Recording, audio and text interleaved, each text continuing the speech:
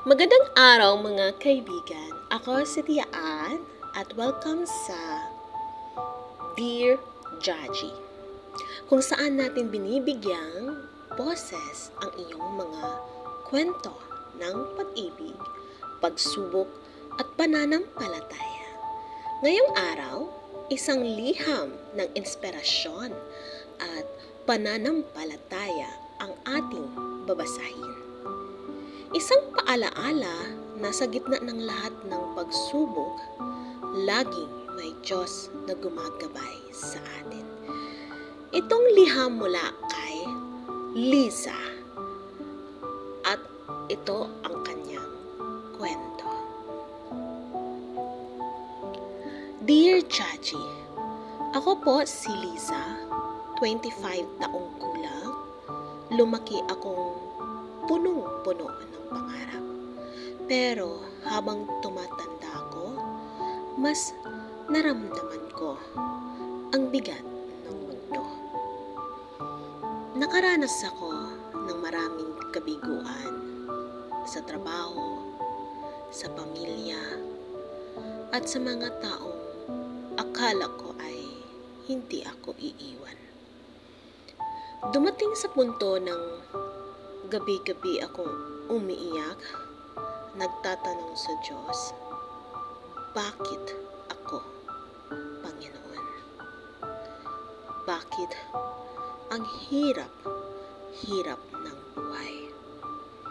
Ngunit sa gitna ng aking pagkalugmok, natagpuan ko ang isang talata sa Biblia na bigay sa akin ng pag-asa.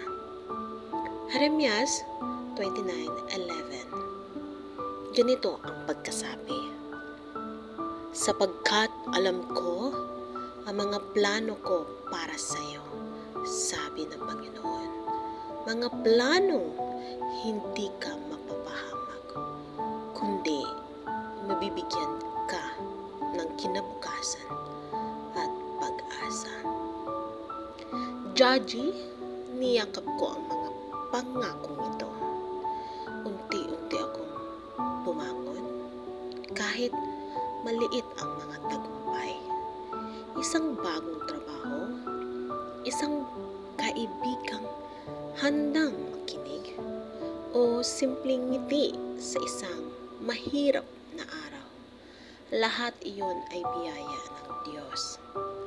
Ngayon, Jaji, natutunan ko na ang buhay ay hindi palaging madali. Pero sa bawat pagsubok, may aral.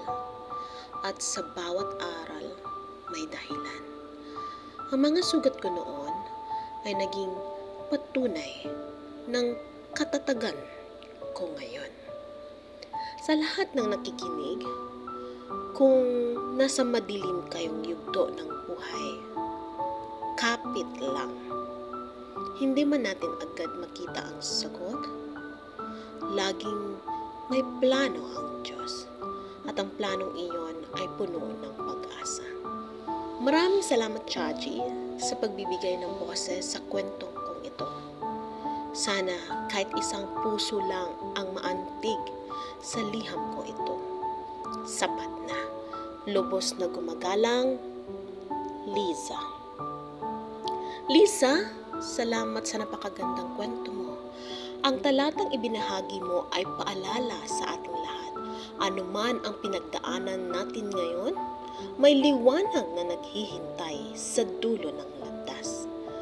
Sa lahat na nakikinig, kung may kwento rin kayong gustong ibahagi, ipadala lamang dito sa Dear Jaji.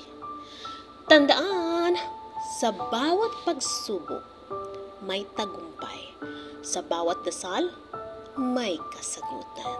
At sa bawat araw, may pag-asa.